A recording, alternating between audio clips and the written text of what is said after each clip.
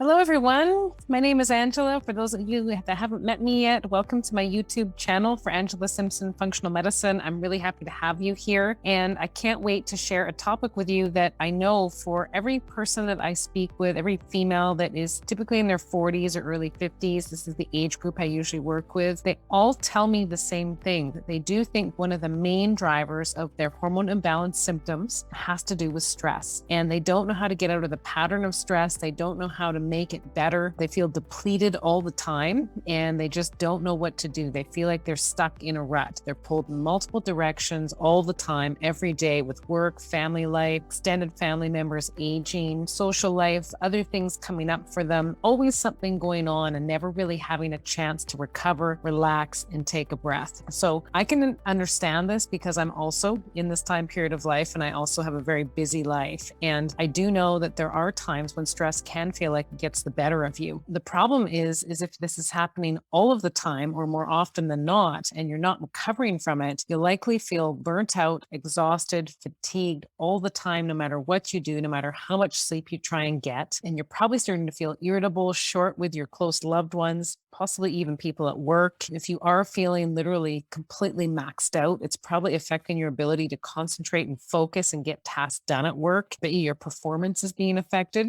So there's just so many avenues that this kind of spills over into if we're busy, burnt out, and overwhelmed all the time. And as the hormones start to shift and change for females, especially as they get into their 40s and early 50s, these symptoms can be really amplified. I know many women also tell me with this stress and overwhelm, one of the common things that they feel is this increased anxiety. And it's like an anxiety that they just can't control or manage no matter what they do. It's like a physical anxiety, and sometimes can even feel like it's a panic attack, which really feels like it's beyond your control. And many women tell me that this is, quite scary for them, and they really don't want this to happen to them again, and they really need to have a solution. So what is it? What can we do to help us manage the stress and the changes that are happening to us hormonally in this time of life? As our sex hormones lower, our female sex hormones, estrogen and progesterone being the primary ones, we are going to be less resilient to stress, unfortunately, and we're going to be more prone to some of those symptoms that I talked about. So, what can we do to manage and buffer this? How can we make it through and actually return our bodies and our minds back to feeling optimal and well again? So, there are some strategies that I have used with so many women over the years that I've worked with, and these three strategies have worked consistently well. And the first one is to actually take the time to write down what you perceive as your top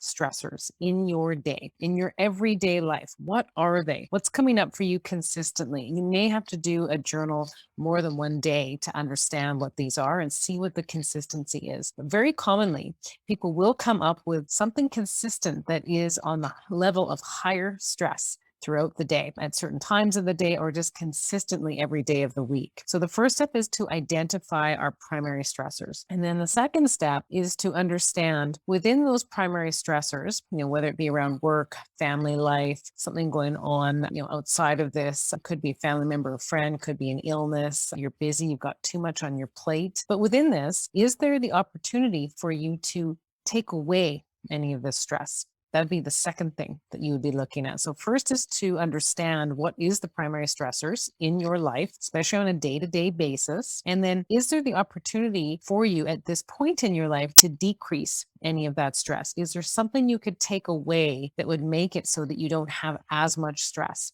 or as much on your plate? Is that even possible? For some people, it isn't, depending on where you're at in your life and what you have going on. But it's good to have a look at it because often we're doing too much. And I find females are really guilty of this in that they say yes to everything and they end up getting their schedule too full and too much on their plate because really you're too nice and you're saying yes to too many things. So sometimes we have to learn how to say no. And so it's good to prioritize what are your top stressors? What are the things you have to continue to do and learn how to manage, possibly better than you are now? And what are some things you can take away? And then the third thing is to look at those things that you can't take away from a stress perspective. There are things that are going to be there for you. If you have a busy, high-paced job, you like your job, you're going to stay in your job. It's not something that you can make go away. So we have to think of what type of strategies are you doing to have some resilience to this daily stress if it is happening on an everyday basis for you, and are you actually using any techniques right now? And if so, what's working for you and what's not. And typically, going through these 3 steps, we can start to understand how to customize a strategy to help you potentially lower your stress in some categories of life. It won't be all, but then also how to develop some really specific strategies for managing those specific stressors that are constant or high for you in everyday life. And there typically is going to be a path through this to help you understand how to be able to adapt and become more resilient to some of these stressors in this time of life, which is typically busy, busy, busy, go, go, go, pulled in multiple different directions, multiple different aspects of your life, combined with having fluctuating and changing levels of your sex hormones that again can make you less resilient to managing stress and making you more prone to anxiety, possibly panic, irritability, and that kind of thing. All those not so fun things that go along with having the hormones starting to change and fluctuate as you get into that time of pre, peri, and transitioning into menopause. So I hope that helps you to understand that there are some strategies, some ways through the stress. It is something that is one of the primary concerns for women that does affect their health and their hormone balance in this time period of life. So it really is a two-way street. The hormones can trigger you to feel less resilient to stress, but then the high stress load not being managed well can also actually cause the hormones to become more out of balance. So it's really important to be working on how to manage this stress to help you feel better in your everyday life function around stress, but also to keep your hormones more balanced so you're not as symptomatic, which helps you to be obviously a little bit happier in your own personal life. Typically, your relationships will improve both in your home and outside the home, possibly even in the workplace and socially. So there's just such a positive spin-off to starting to learn how to identify your top stressors and adapt to this stress and manage and take away potentially what you can when you make a list of what is the top most stressful events in your life. So again, so common for women to feel this. You don't have to be caught up in this hamster wheel of just managing stress, overwhelm, and burnout all the time.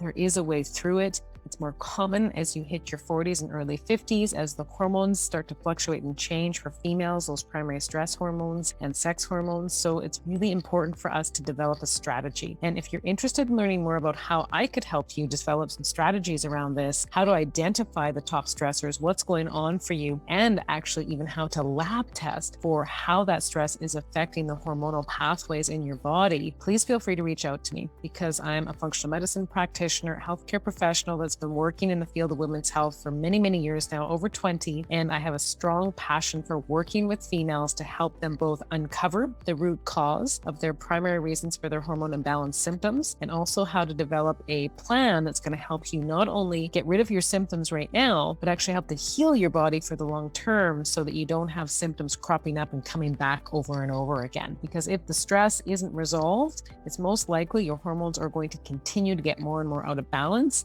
and you're going to become more and more symptomatic, and it can even actually set you up and make you more prone to the development of certain conditions and diseases, and we certainly don't want that. If you want to reach out to me, if you want to learn how we could potentially connect to help you, please feel free to go to my website. You can go to www.angelasimpsonfunctionalmedicine.ca, and I'd be really happy to speak with you on a free complimentary consult to talk about your health, where you're at right now, and how there could be the potential for us to work together as a team to help you develop a plan for lifelong healing and balance with your hormones and the rest of your life. Thanks again for watching. Thank you for coming to my YouTube channel, and I really look forward to bringing you more content in the future. Okay, take care and bye for now.